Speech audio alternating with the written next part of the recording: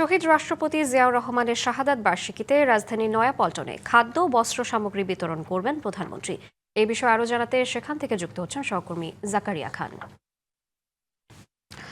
জাকারিয়া, প্রধানমন্ত্রী কখন নাগাদ নয়াপল্টনে খাদ্য ও বস্ত্র বিতরণ করবেন, বিস্তারিত জানাবেন আমাদের। শ্রাবন্তী, আপনারা জানেন যে আজ সকাল 11টা থেকে শহীদ প্রেসিডেন্ট জিয়াউর রহমানের 45তম শাহাদাত বার্ষিকীর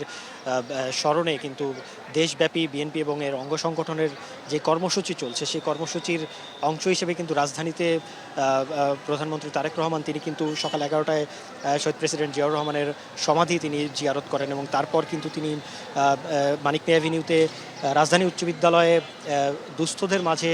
খাদ্য ও বস্ত্র সামগ্রী বিতরণের মাধ্যমে যে কর্মসূচি তিনি শুরু করেছেন সেটি কিন্তু রাজধানীর বিভিন্ন এলাকা ঘুরে এখন একটু পরেই কিন্তু তিনি নয়াপল্টনের যে কেন্দ্রীয় কার্যালয় সেই কার্যালয়ে আসবেন এবং এই মুহূর্তে কিন্তু কেন্দ্রীয় কার্যালয়ের সামনে নেতাকর্মীরা ভিড় করে আছেন, তারা অপেক্ষায় আছেন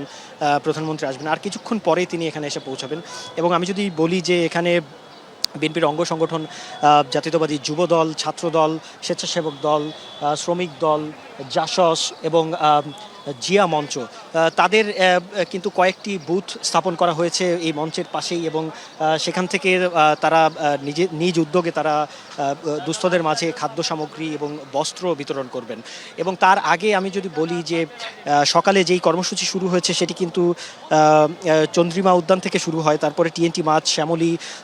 শ্যামলী স্কোয়ার, সরকারি বাংলা কলেজ, তারপরে আয়ুর্বেদিক কলেজের উল্টো পাশে পল্লবী মেট্রো স্টেশনের ওইখানে ইসিবি চত্বর, কুড়িল বিশ্ব রোড, বাড্ডা হয়ে কিন্তু প্রধানমন্ত্রী তারেক রহমান তিনি আর কিছুক্ষণ পরেই নয়াপল্টনের যেই মঞ্চ তৈরি করা হয়েছে সেখানে আসবেন।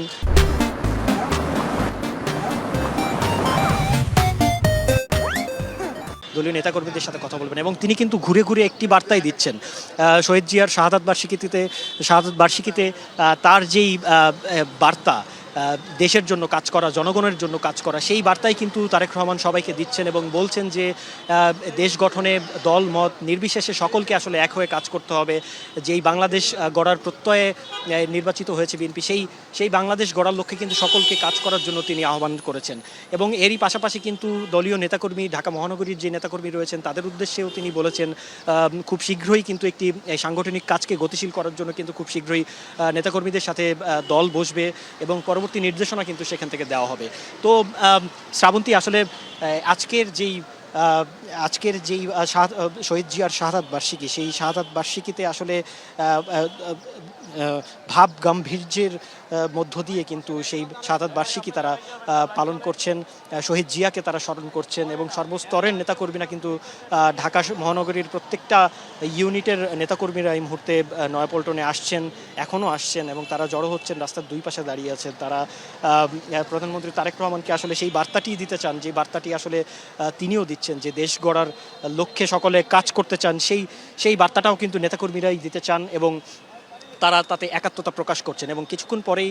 প্রধানমন্ত্রী তারেক রহমান এখানে আসবেন, তিনি এখানে একটি বক্তব্য দিবেন, পরবর্তীতে হয়তো আরও কোনো নির্দেশনা তিনি দিতে পারেন। তো শ্রাবন্তী, রাজধানীর নয়াপল্টনের বিএনপির কেন্দ্রীয় কার্যালয়ের সামনে থেকে আজকে শহীদ রাষ্ট্রপতি জিয়াউর রহমানের 45তম শাহাদাত বার্ষিকীর এতটুকু ছিল আমার কাছে। শ্রাবন্তী। জাকারিয়া, ধন্যবাদ আপনাকে।